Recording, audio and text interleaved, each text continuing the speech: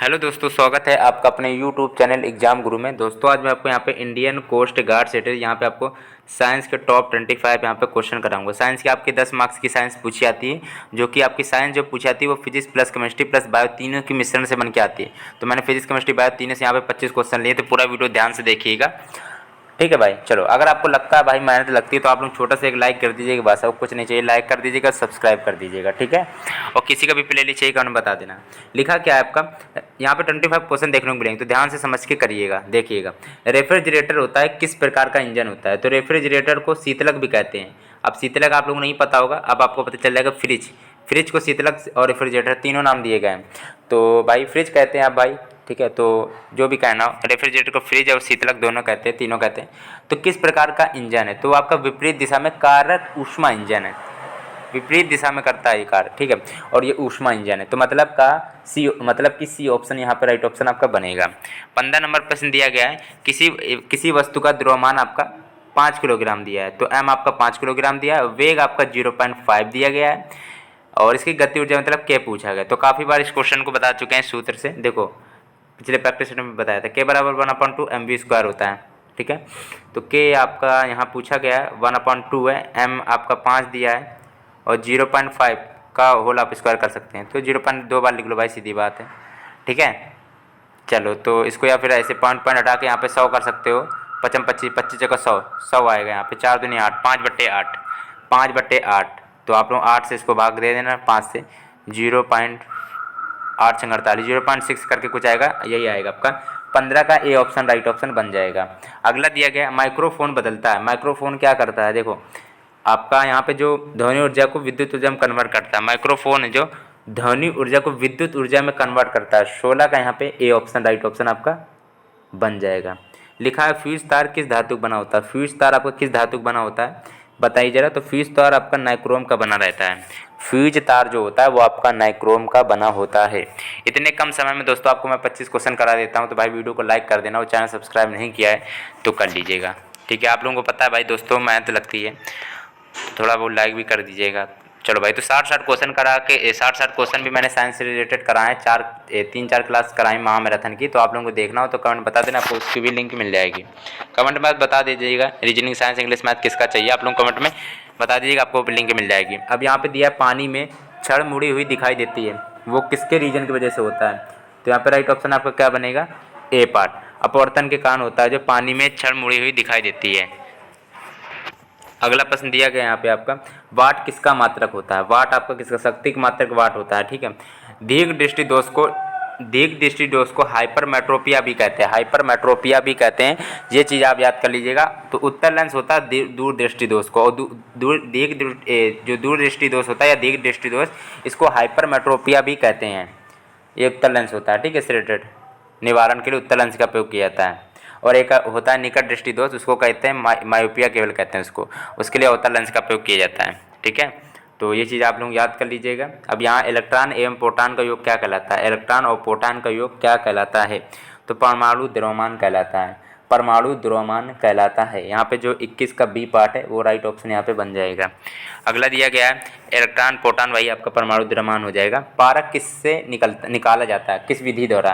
तो 22 नंबर का यहाँ पे राइट ऑप्शन आपका ए पार्ट, हिंगुल विधि द्वारा। पारक किस विधि से निकाला जाता है? तो हिंगुल विधि द्वारा निकाला जाता है। लिखा फ्यूज के लिए महत्वहीन है, ठीक है। तो फ्यूज के लिए वैसे क्या क्या जरूरी होता है देखते हैं उसको। देखो तो प्रतिरोध होना चाहिए, और यहाँ पे आपका इसमें प्रवाहित जो धारा, इसमें धारा लिखा, ठीक है। इसमें प्रवाहित धारा भी इंपॉर्टेंट होती है। अब बताइए त्रिज्याओं की लंबाई, महत्वहीन जो उपयोगी ना हो इसमें, जैसे कि तो देखो त्रिज्या भी इंपॉर्टेंट होती है, लेकिन लंबाई है, फ्यूज में लंबाई से रिलेटेड कोई बात ही नहीं होती, ठीक है। अब लिखा 25 40 60 3 बल्ब में किसका प्रतिरोध सबसे कम है? 24 नंबर का सी ऑप्शन। देखो जिसका वाट अधिक होता है, वाट समानुपाती 1/, में आप लोग प्रतिरोध मान सकते हो, ठीक है। जिसका, अब इसमें पूछा प्रतिरोध किसका है, वाट जिसका अधिक होता है प्रतिरोध उसका कम होता है, ठीक है। तो यहाँ पे सी ऑप्शन जो हो जाएगा 60 वाट के बल्बे का, ठीक है। जिसका वाट अधिक उसका प्रतिरोध कम, वाट अधिक प्रतिरोध कम होता है भाई, ठीक है। याद कर लीजिएगा। 25 नंबर दिया, अनचुंबकीय पदार्थ होते हैं।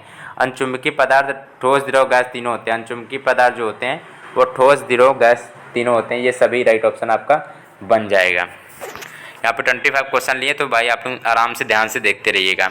ये रक्त में हीमोग्लोबिन की कमी के कारण किस तत्व की कमी होती है? यहाँ पे आपका दिया गया 14 नंबर प्रश्न का आयरन की कमी से, ठीक है। रक्त में हीमोग्लोबिन की कमी होती है, वो किस तत्व की कमी से होता है? वो आयरन के तत्व की कमी से वजह से होता है। यांत्रिक ऊर्जा को बदला जा सकता है, तो बताइए जरा। 15 का यहाँ पे राइट ऑप्शन डी पार्ट। इन सभी में यांत्रिक ऊर्जा को प्रकाश ऊर्जा में बदल सकते हैं, विद्युत ऊर्जा में, ऊष्मा ऊर्जा में, तीनों में बदल सकते हो भाई। विद्युत धारा का मात्रक एम्पियर होता है, विद्युत धारा का मात्रक आपका एम्पियर होता है। यहाँ पे आपका अब दिया गया देखो, गुलाब को हरे प्रकाश में, गुलाब को हरे प्रकाश में रखने पर कैसा नजर आएगा? हरे प्रकाश में अगर रखेंगे तो 17 का सी, मतलब कि ब्लैक नजर आएगा, काला रंग का नजर आएगा अगर आप गुलाब को हरे प्रकाश में रखते हैं तब, ठीक है। 18 नंबर प्रश्न दिया, निम्नलिखित में से कौन विद्युत का सबसे अच्छा सुचालक है? ठीक है, तो चांदी होता है, जो इसको एजी कहते हैं, चांदी, ठीक है। जब कमानी को दबाया जाता है तो कौन सी ऊर्जा संग्रहित होती है? जब कमानी को दबाया जाता है तो कौन सी ऊर्जा संग्रहित होती है? 19 नंबर प्रश्न दिया गया है, तो इसका जो बी ऑप्शन है स्थितिज ऊर्जा होगी। काफ़ी लोग इसको गलत करेंगे। यहाँ पे जो स्थिति ऊर्जा होती है, स्थिति ऊर्जा का सूत्र अगर पूछ ले तो U बराबर mgh होता है, और गति ऊर्जा का सूत्र पूछता तो K बराबर 1/2 mv² होता है, ठीक है। यही दो सूत्र आपके पूछ लिए जाते हैं, न्यूमेरिकल अगर आता है छोटा सा, ठीक है। लिखा है पानी है, आपका पानी क्या होता है? आपका एक यौगिक है, पानी आपका एक यौगिक है, H2O, ठीक है। जल आपका एक यौगिक है, 20 का भी ए पार्ट है।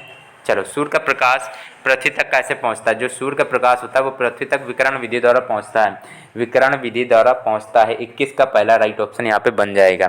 22 नंबर दिया गया है, विद्युत आवेश, जो आवेश गुलाम कहाँ है? सीधा ए पार्ट राइट ऑप्शन हो जाएगा।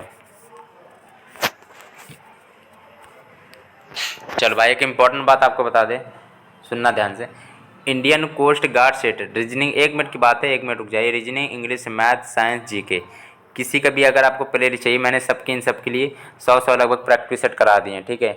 मैं इंग्लिश में 70 प्रैक्टिस सेट कराएं, मैथ में 40 कराएं, और साइंस में आपको 110 प्रैक्टिस सेट कराएं, और जीके में 120 प्रैक्टिस सेट, रीजनिंग में 120 प्रैक्टिस सेट या फिर 110 प्रैक्टिस सेट लगभग कराएं। अगर इन सब की आपको प्ले लिस्ट चाहिए, कमेंट बता देना, आपको प्ले लिस्ट आराम से मिल जाएगी। और वीडियो को लाइक नहीं किया तो प्लीज़ लाइक कर देना भाई, काफ़ी मेहनत लगती है, ठीक है। चलो देखते हैं जरा अब इसमें क्या है। ग्रीन हाउस प्रभाव में कौन सी गैस होती है? ग्रीन हाउस गैस में कौन सी प्रभाव में कौन सी गैस होती है, ठीक है।